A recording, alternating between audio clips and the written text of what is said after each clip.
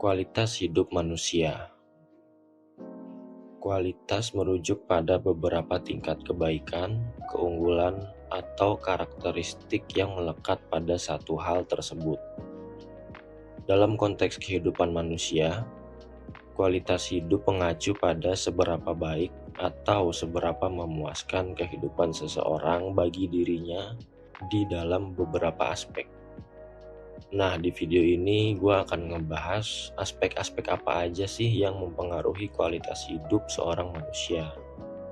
Sebaiknya lu tonton videonya sampai habis supaya lu paham bagaimana cara memiliki kehidupan yang berkualitas. Oke, gue langsung masuk aja ke pembahasannya. Yang pertama adalah aspek fisik. Hampir di setiap semua konten gue selalu masukin kesehatan, olahraga, yang sebetulnya untuk memenuhi kebutuhan si aspek fisik ini tadi. Kesehatan fisik merupakan aspek penting dalam kehidupan manusia. Aspek fisik itu melibatkan beberapa hal. Tadi udah gue sebutin seperti olahraga, makan makanan yang sehat. Satu lagi, lu harus juga kontrol atau lu harus tahu kondisi badan lu, kesehatan lu seperti apa. Jadi untuk menjaga aspek fisik, tadi ada beberapa hal yang bisa lu lakuin. Yang pertama, lu olahraga. Yang kedua, lu jaga makan.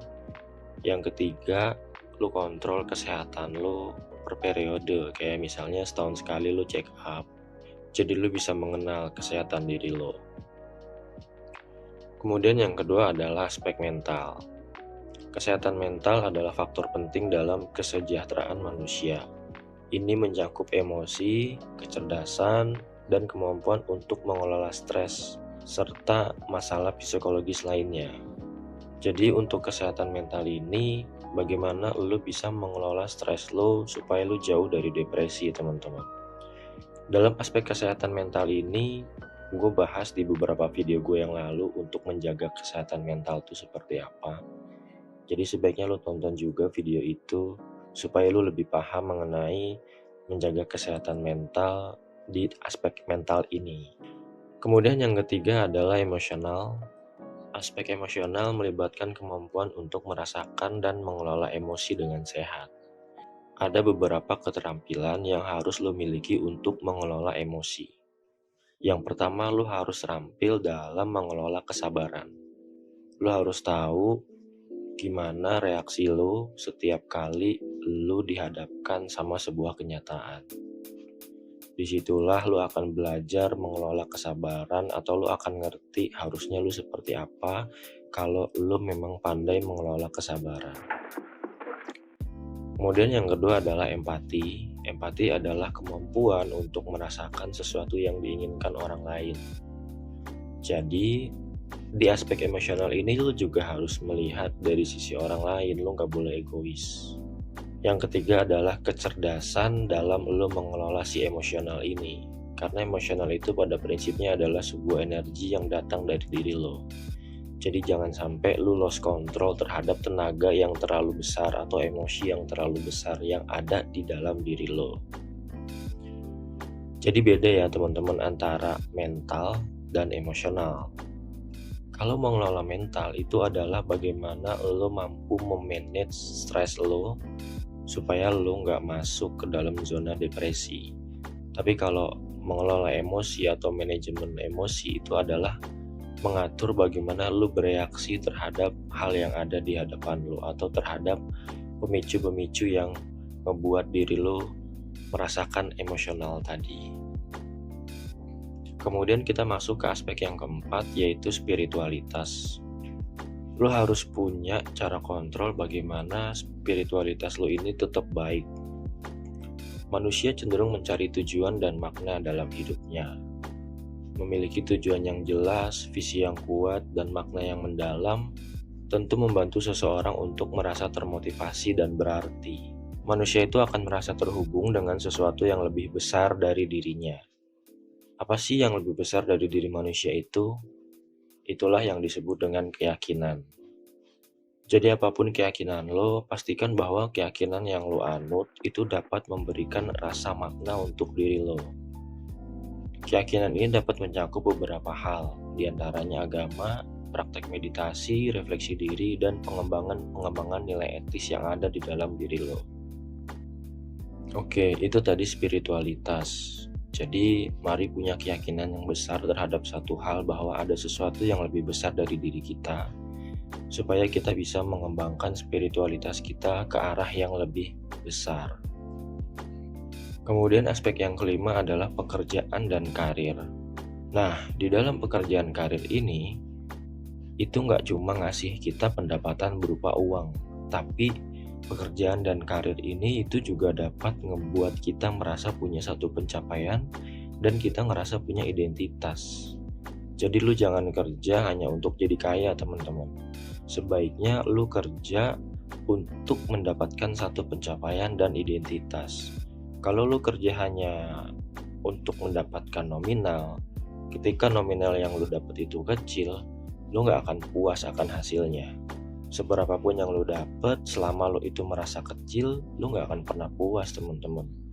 Maka sebaiknya lu bekerja sesuai dengan pencapaian dan identitas yang lu inginkan, supaya ada rasa bahagia ketika pekerjaan dan karir lu sampai ke satu titik dimana yang lu tuh ngerasa gue udah capek nih karir gue.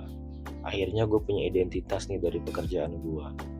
Jadi itulah teman-teman mengenai aspek untuk pekerjaan dan karir, supaya lu punya kehidupan yang lebih berkualitas tentunya. Kemudian kita masuk ke aspek yang keenam. Aspek yang keenam adalah pendidikan. Pendidikan ini merupakan fondasi penting bagi pengembangan individu lo. Pendidikan yang gue maksud ini bukan pendidikan yang cuma formal di sekolahan aja ya, atau di perguruan tinggi, tapi juga pendidikan sepanjang hayat melalui pengembangan, pengalaman, dan pelatihan yang lu lakukan di hidup lu. Jadi gak cuma di sekolahan aja kita bisa dapat ilmu, dimanapun lu bisa dapat ilmu. Seperti pada saat lu dengerin atau lu nonton video ini, lu udah dapat ilmu baru yang mungkin gak diajarin di sekolahan. Atau mungkin lu butuhnya baru sekarang. Pada saat lu zaman sekolah dulu, lu gak mikirin tuh kualitas hidup yang baik tuh seperti apa. Gitu teman-teman. Kemudian yang ketujuh adalah aspek keuangan. Aspek keuangan ini adalah bagaimana lu bisa ngatur uang lo, bagaimana lu bisa ngatur duit lo. Manajemen keuangan yang baik ngebuat lu punya kesempatan untuk mencapai satu kestabilan dan keamanan finansial. Apa sih manajemen keuangan? Manajemen keuangan itu gimana cara lu mengatur penghasilan lo, pengeluaran lu, investasi lu, dan lu harus punya perencanaan masa depan terhadap finansial lu ini. Jangan sampai nanti anak-anak lu jadi generasi sandwich gara-gara lu miskin. Jadi lu ngebebanin hidup lu ke anak lu. Kan kasihan ya. Makanya manajemen keuangan ini penting lu lakuin mulai dari sekarang ketika usia lu masih gak terlalu tua. Kemudian yang kedelapan adalah rekreasi dan hiburan. Bagaimanapun kita harus punya waktu luang untuk melakukan kegiatan rekreasi ini, teman-teman. Rekreasi itu apa aja sih? Ya itu bisa mencakup seperti hobi, lu liburan, lu melakukan satu kegiatan kesenian, yang intinya kegiatan itu tuh ngasih lu kesempatan untuk bersantai, untuk lu ngecas diri lu, untuk lu mengisi power diri lu, dan akhirnya lu bisa mendapatkan suatu kreativitas yang baru, satu hal-hal yang baru, karena ide dan gagasan dan kreativitas itu sangat penting bagi diri manusia, teman-teman. Jadi jangan lupa piknik ya. Oke teman-teman, mungkin segitu dulu video dari gua pada kesempatan kali ini. Kalau lo ngerasa video ini bermanfaat, mari lakukan kebaikan dengan share ke orang-orang yang lo sayangi, keluarga lo atau teman-teman lo, supaya mereka juga bisa merasakan manfaat yang lo dapetin saat ini.